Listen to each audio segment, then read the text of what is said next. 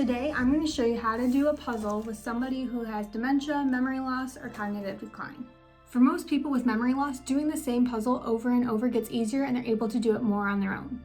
Doing the same puzzle isn't boring, and in fact, it allows them to be successful and they often find it rewarding. First, let's start off with 3 easy tips for success. Number 1, you want them to be sitting in a chair that they're comfortable in at a table where they can easily reach all the puzzle pieces. Number 2, you want to have the photo of the puzzle that they're doing right in front of them, directly in their line of sight. And number 3, you want to do the puzzle in the same place every time. Alright, let's grab a puzzle. We're not going to use something like this that has a ton of pieces. Instead, you'll want to try to find a puzzle with a photo that has a lot of contrast and is only a couple of pieces. I think a puzzle with 9 pieces is a great place to start, and today I'm going to use this 9-piece truck puzzle. I'm going to show you how to do a puzzle with someone who has memory loss, starting with the easiest version and then getting harder. So the easiest way would be having almost the entire puzzle completed except for the last piece. So you would hand them the puzzle piece and you can say, "All right, Mom, can you take this puzzle piece and put it here?" And then they would put it there.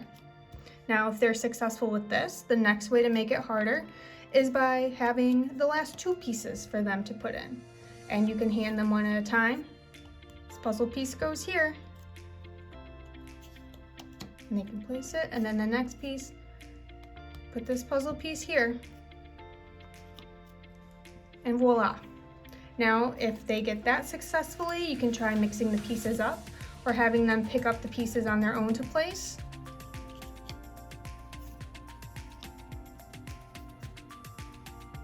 And for all of these, I'm not gonna make it harder until they're successful with the easier version. And you can do the puzzle a couple times in one sitting or space it out over a couple of days.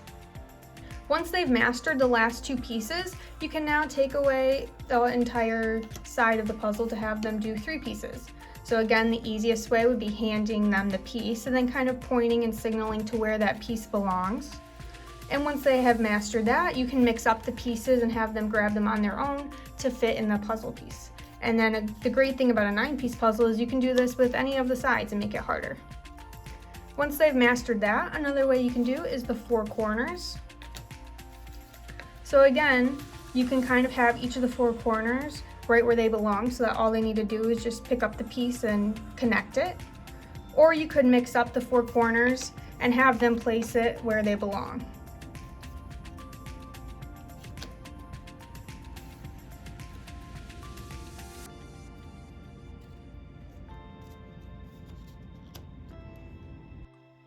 Another fun way to do the puzzle is by having the puzzle photo printed out, and then all they have to do is just match the pieces to where they go on the puzzle photo.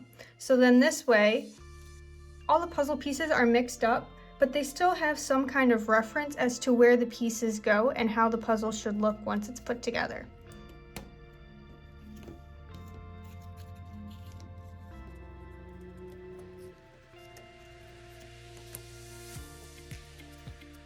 Then if they are stuck, they have some clues as to how the puzzle should look so that they're able to place it in the right spot.